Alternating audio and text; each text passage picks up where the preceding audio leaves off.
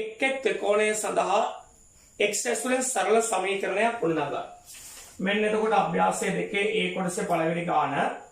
එතකොට මේ කෝණය සමාන වෙනවා මේ අභ්‍යන්තර ප්‍රතිවිරුද්ධ කෝණ දෙකේ එකතුවට. එතකොට 55/65 සමාන x ට. 55/65 සමාන x ට. 55/65 සමාන x ට.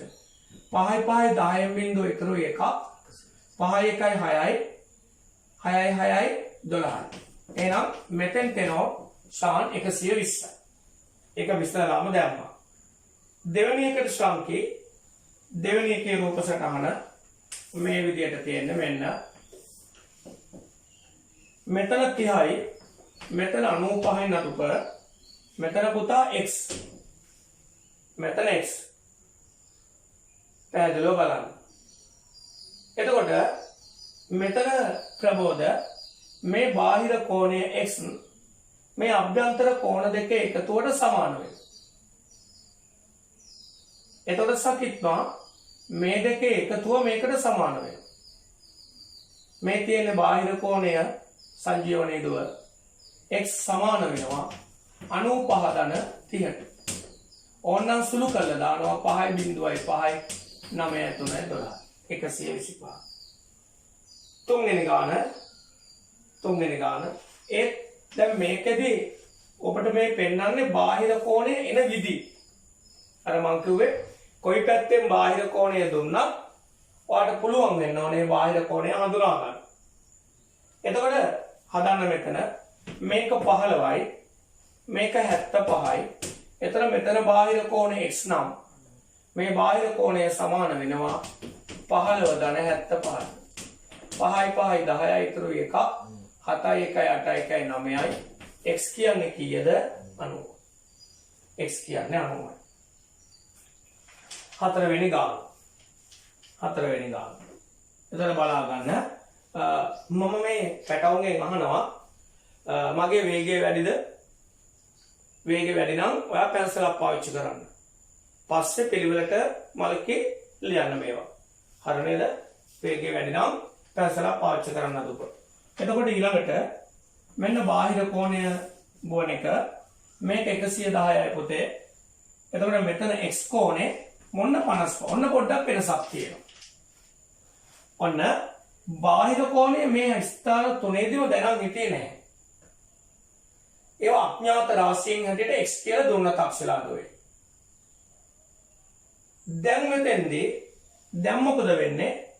මෙන්න බාහිර කෝණය දෙනවා අභ්‍යන්තර කෝණය x කියලා අඥාත කරලා තියෙනවා. ඒ 55/x සමාන වෙන්නේ 110ට කසු. හරිද? 55/x සමාන වෙන්නේ 110ට. ආයි විශ්ව එදෙන ගැටලුවක් නැහැ. එතකොට මෙතෙන්දී ඊටා පැහැදිලිව තේරුම් කරගන්න මෙන්න 55/x 55/x සමාන වෙනවා 110ට මේ. එතකොට මෙතෙන්දී අපිට පුළුවන් x සුක්ත කරන්න. ඔව්. x සමාන වෙනවා 110න් මේ 55 අඩු කරන්න. එතකොට 55මයි උත්තර. නේද? right. පැහැදිලි නේද? මේක 55 වෙනවා. දැන් අතිරේක කරුණක් අහන්න. ඔබ මේව පහ කරන් ඉස්සරහට ගියපු හින්දා තක්ෂිලා. තක්ෂිලා මේ කෝණෙත් 55 නම් මයික්‍රෝන් කල උත්තරයක් දෙන්න. තක්ෂිලා මේ කෝණෙත් 55 නම් මේ x කියලා හොයාගත්තු කෝණෙත් 55 නම් මේ ත්‍රිකෝණයේ අභ්‍යන්තර කෝණ දෙකක් මොකක් කියලාද තක්ෂිලා සමාන වෙනවා. මේ අභ්‍යන්තර කෝණ දෙකක් සමාන නම් මේ ත්‍රිකෝණ නමක් යෝජනා කරගන්න පුළුවන්. තක්ෂිලාගෙන් අහන්න දුව. ඔව් සර් ත්‍රිකෝණයේ අභ්‍යන්තර කෝණ දෙකක් සමානයි. ඔව්. එතන මේ ත්‍රිකෝණය පිළිබඳ පුංචි ඉඟියක් තියෙන්නේ. මේ ඉස්සරහට තියෙන පාඩම් ගැන අහන්නේ. මම හිතන්නේ ශ්‍රාන්ති මේකට දැන් උත්තරේ දෙන්න සූදානම්ෙන් ඉන්නේ. ඔව්. එතකොට ශ්‍රාන්ති වාගෙන ඊළඟට අහන්න මේක 55 නම් තක්ෂිලා පුතේ මේක 55යි නේද? අපි කැල්කියුලේට් කරා ගණනය කරානේ පුතේ මේක 55යි කියලා. එතන මේක 55 නම් මේකත් 55යි. එතන මේ ත්‍රිකෝණයේ කෝණ දෙකක් අපි සොයාගෙන තියෙනවා. ත්‍රිකෝණයේ කෝණ දෙකක් අපි සොයාගෙන තියෙනවා. කෝණ දෙක සමාන නම් මේ කෝණ දෙකට සම්මුඛ පාද දෙකත් මොකද වෙන්නේ? සමාන වෙනවා. සමානයි. ඔව් එතකොට මේකද කියන නම තමයි සමද්විපාද ත්‍රිකෝණයක් මෙතන තියෙනවානේ. ඉස්සරහදී හමු වෙනවා. මොකද ඔබ මේවා පහු කරන් ගියපු හින්දා ඔබට පුළුවන් වෙනවා මේවා පිළිබඳ පුංචි පුංචි hints නැත්නම් ඉඟි හදා ගන්න. right. ඊළඟ ගාන පස්වෙනි ගාන නේද? ඔව් පස්වෙනි ගාන. පස්වෙනි ගානේ රූපසටහන ඇන්දොත් මේ විදිහට නදුක මෙන්න පැටියෝ බලන්න. මේක x වෙනවා. මේක අංශක 73ක් වෙනවා. මේක 140ක් වෙනවා. චැනලේ කැමරාව ඔන් කරන්න තුන්වෙනි සැරේට. මේක 140යි. මේක 73යි මේක x. එතන මෙතන සම්බන්ධතාවය මොකද්ද? මෙන්න මේ x ගේ මේ 73 එකතුව මේ බාහිර කෝණයට සමාන වෙනවා. නේද? මේ බාහිර කෝණයට සමාන වෙනවා. එතකොට 73 ධන x සමාන වෙනවා 140. එහෙනම් x සමාන වෙනවා 140න් 73 අඩු කරන්න. 10න් 3 7යි. මෙතන තියෙන්නේ එතකොට 3යි. 10න් 3ක් 7යි. 3න් 7ක් බෑ. 13න් 7ක්. 13න් 7ක් 6යි. නේද? 67. එතන කොහොනේ 67. ඔව්. මෙතන සංජීවනී දෝ මම තව ෂෝටි අතිරේක ප්‍රශ්නයක් අහනවා සංජීවනී. මෙන්න මෙතන පොඩක් බලන්න සංජීවනී බෝඩ් එක බලන්න. මේ බාහිර කෝණේ 140 නම් මෙන්න මෙතන තියෙන මේක බද්ධ කෝණය හොඳේ. මේ අභ්‍යන්තර කෝණේ බද්ධ කෝණය වෙනවා මේක. මේක අභ්‍යන්තර කෝණය මේක බද්ධ කෝණයක් වෙනවා. මතක තියාගන්න. අර නේද? right. ඊළඟට මෙහාන් මේ ටික මොකද දාමු අපි ඊළඟ ගණන් ටික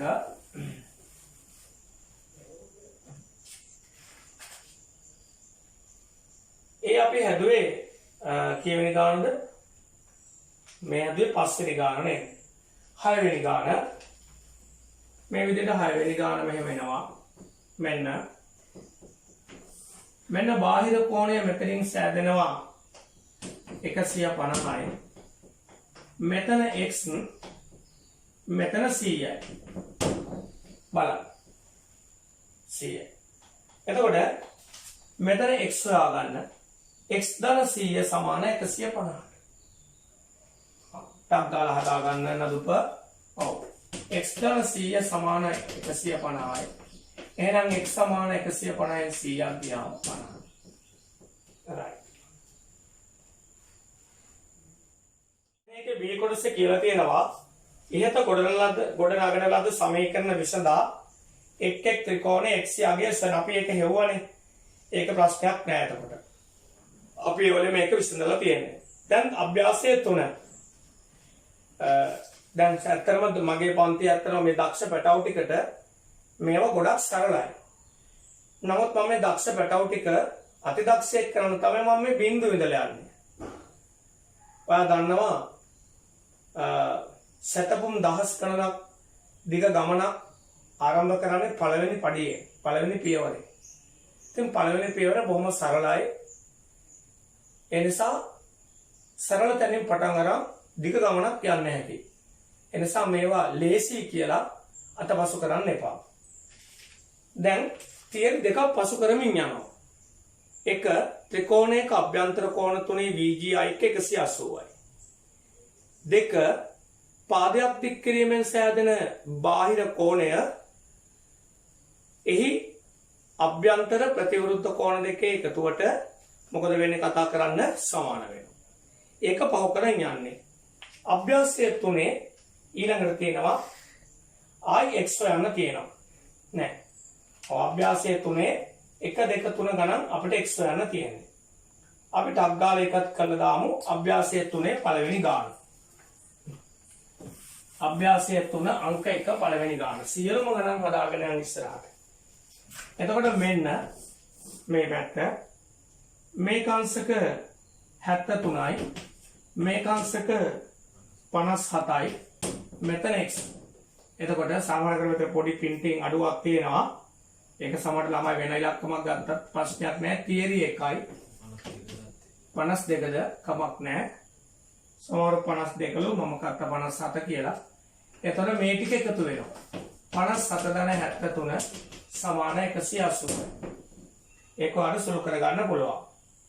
සුළු කරලා මෙතෙන් x ගන්න. එතකොට 7යි 3යි 10න් බිඳුව ඉතුරු එක 5යි 1යි 7යි 7යි 6යි 13. සමාන 180යි x සමානයි 50. 180 න් 30ක් ගියාම 50යි. ඒක වේගයෙන් හැදුවා. දැන් විශේෂයෙන්ම කුෂාන්ලා මේව වේගයෙන් හදන හැටි තියෙනවා. හරිනේ? දැන් හරිනම් අද වෙනකොට O level ඉවරයි. මේ අවුරුද්දේ ලියපු ළමයින්ගේ ප්‍රධාන විෂයන් ටික ඉවරයි. දැන් ලබන අවුරුද්දක් කියලා අවුරුද්දක් වුණාට අවුරුද්දක් නැති බව මතක තියාගන්න. අවුරුද්දක් නැහැ. ඊළඟට දෙවෙනි ගානට එනවා. ටක් ගාලා ඒක ඍජු කෝණී ත්‍රිකෝණයක්. මෙතන කෝණේ අංශක 90යි. මෙතන කෝණේ අංශක 54යි. මේක ඇවිල්ලා x. එහෙනම් මේ කෝණ තුනේ VGI 180ට යන්නත් පුළුවන්. මේ කෝණේ විතරක් 90 හින්දා අපි දන්නවා මේ දෙකේ එකතු අංශක 90 කියලා ටිකක් පිම්මක් ඉස්සරහට පැනලා එහෙම ලියන්නත් පුළුවන්. මොකද්ද 54 ධන x සමාන 90ට 180ට නෙවෙයි. හරි නේද? මේ දෙකේ එකතු. ඒ කෝණේ මේ කෝණේ අංශක 90 වෙනකොට ඉතිරි කෝණ දෙක අංශක 90යි.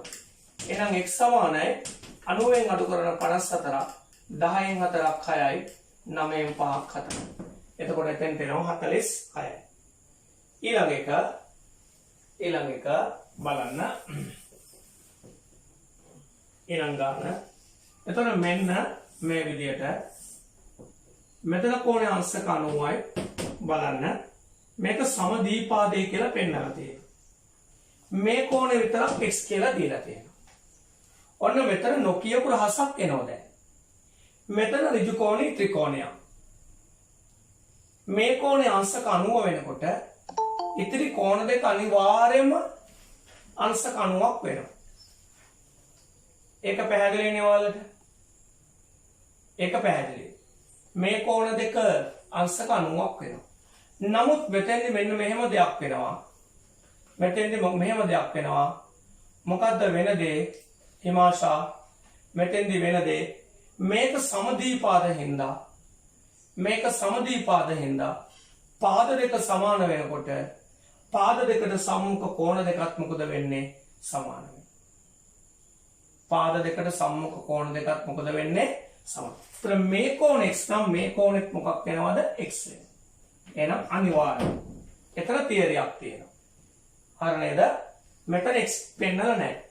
නමුත් අපිට පුළුවන් ඔයා ගන්නෝ ෆස්ට් පේපර් එකට ජ්‍යාමිතිය ගණන් 8ක් එනවා. හොඳට මතක තියාගන්න.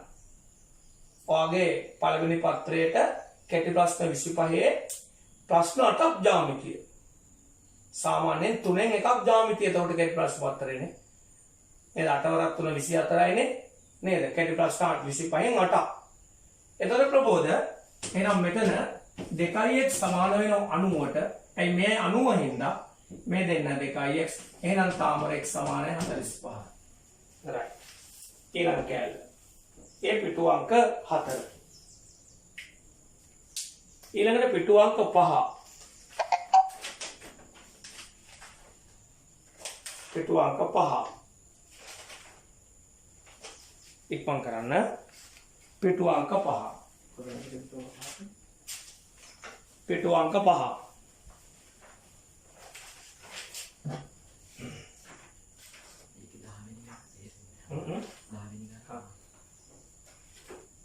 පිටු අංක 5. ඔව් තිසන් අදුක මොකද වැටිය ප්‍රශ්නේ? 54යි 90යි අර x තියෙන ගාන මේකද? ඔව් සර්. ඔව් බෙට්ටෝ. 30 නේද? 30 ඒක තමයි මම කියන්නේ. මේකද පුතේ? ඔව්. මේක අන්ද පැටියෝ? ඔව් සර්. 10න් 4ක් 6යි. මෙතන තියෙන එතකොට 8යි 8න් 5ක් 3යි. ඔව් පුතේ ඔව්. 8න් 5ක් 3යි 36 පුතේ. 36. ටග්ගාල පුතේ මයික් ඔන් කරන්න. මම සුළු කරනකොට වැරදුනොත් මයික් ඔන් කරා. ඊළඟ ගාන කියන්න ටග්ගාල වෙලාවට. ගමු ප්‍රශ්න අංක 4. ප්‍රශ්න අංක 4 බාහිර කෝණය පෙන්වනවා x කියලා. පාද දෙකක් දෙකෙන් සමාන කළ සමදීපාද කරනවා. මෙතන අංශක 40ක් කරා. අහන්න x කෝණය. අහන්න x කෝණය. මේක ඔන්න දැන් ඔයා ටිකක් ඔයාගේ ඔය පිරුණු දැනුම විසිරවල හරින්න. පිරුණු දැනුම විසිරවල හරින්න. මෙන්න පාද දෙකක් දිගින් සමානයි. එතකොට මේක සමදීපාදයි. මේක සමදීපාදයි. මේ කෝණය විතරක් අංශක 40යි. විශ්ව පුතා ඔයාලගේ අතේ තියෙනවා නම් ශාසනේ සලංකි සලංක ඔයාලගේ අතේ තියෙනවා නම් පැන්සල ඔයාට පුළුවන් පැන්සල තිය තට්ටු කරන්න. දැන් විභාග පේපර් එකේදී නම් ඔයාට පුළුවන් ඔයාගේ දත්ත මේකට ඇතුළත් කරන්න. මේ පාදයට මේ පාදේ සමාන වෙනකොට සමදීපාද වෙනකොට නදුක මේයි 40 නම් මෙන්න මේ තවත් 40 කෝණයක් තියෙනවා. මේයි 40 නම් කොතනද තවත් 40 කෝණයක් තියෙන්නේ? ඉක්පන් කරන්න. ඔව්. ඔයා දන්නවා මේ කෝණය 40 නම් මෙන්න මේ බාහිර කෝණෙත් එක්ක තියෙන අභ්‍යන්තර කෝණය 40. මේ තියෙන්නේ ශාන්. මේ තියෙන්නේ ශාන්. මතීෂා මෙන්න මේ තියෙන්නේ මේ කෝණය 40 නම් මෙන්න මේ කෝණෙත් අංශක 40ක්. අංශක 40ක් වෙනවා. එතකොට අපිට මේ බාහිර කෝණය හොයාගන්න ඕන. දැන් මේ බාහිර කෝණේ වාට හොයන්න පාරවල් දෙකක් තියෙනවා. මෙන්න පළවෙනි පාර, මෙන්න දෙවෙනි පාර. දැන් මේක 40 හින්දා අපි විසින් සමදීපාද ත්‍රිකෝණයක පාද දෙකට සම්මුඛ වෙන කෝණ සමානයි කියන කතාව නිසා මේ කෝණේ 40 කියලා ගත්තනම් මේ කෝණේ 40 කියලා ගත්තනම් ඉතා පැහැදිලිව මේ කෝණේ 40 කියලා ගත්තනම් ඉතා පැහැදිලිව හරිද? පාදයක් දික් කිරීමෙන් සෑදිච්ච මේ බාහිර කෝණේ ඔයාට මෙතන හොයන්න පුළුවන් බද්ධ කෝණවලින් 180. ඔන්න එක ක්‍රමයක්. බද්ධ කෝණවල 40 ධන x සමාන 180යි. 40 ධන x සමාන 180යි. මේ තියෙන්නේ බද්ධ කෝණ. එහෙනම් 40 මෙහාට ගෙනිච්චා x සමාන 140. ඔන්න එක ක්‍රමයක්. දක්ෂ ළමයාට මාවත් දෙකක් පාරවල් දෙකක් විවෘත වෙනවා. මෙන්න දෙවෙනි ක්‍රමය. ඩිංගක් දිගක්. මේක 40යි. සමදීපාද වලින් මේක 40යි. එහෙනම් ඔයාට මෙතන හොයාගන්න 40යි 80යි. නේද? 40යි 80යි. කෝ කතා කරන්න? මයික් ඔන්න ඕනට කට වැඩ කරන්න පෙන්නන්න. තාක්ෂිලා දුවේ සක්තිත්මලා තිසන් නදුපලා කුසාල කැමරා ඔන් කරගන්න. පාළුවේ වැඩ කරන්න බෑ මෙතන. ඇයි ඔයාලට මගේ මූණ බලන් වැඩ කරන්න බැරි? එතකොට මෙතන 40යි මෙතන 80යි. එහෙනම් 180යි කෝණ තුනේ එකතුව. මම මේ තත්පර මිලි තත්පර ගානක් බ්‍රේක් කරන්න ඔයාලට යම්කිසි චින්තනයකට ඉඩ දීලා. කෝණ තුන 180යි. එහෙනම් මේ 40යි මේ 40යි 180යි. නේද? මේ දෙන්න 40 40 80යි. එහෙනම් මෙයා එනවා 100යි. අන්න දැන් පුළුවන් 40 ධන 100 සමාන වෙනවා x ට. පාදයක් දික් කිරීමෙන් සාදිච්ච බාහිර කෝණය එහි අභ්‍යන්තර සම්මුඛ කෝණ දෙක එකතුවට සමානයි. පැහැදිලි නේද? පැහැදිලි නේද? පැහැදිලි නේද? right. ඒ ගාන ගොඩක් වැදගත් ගානක් ඔයාලට. ඒ ගාන ගොඩක් වැදගත් ගානක් ඔයාලට.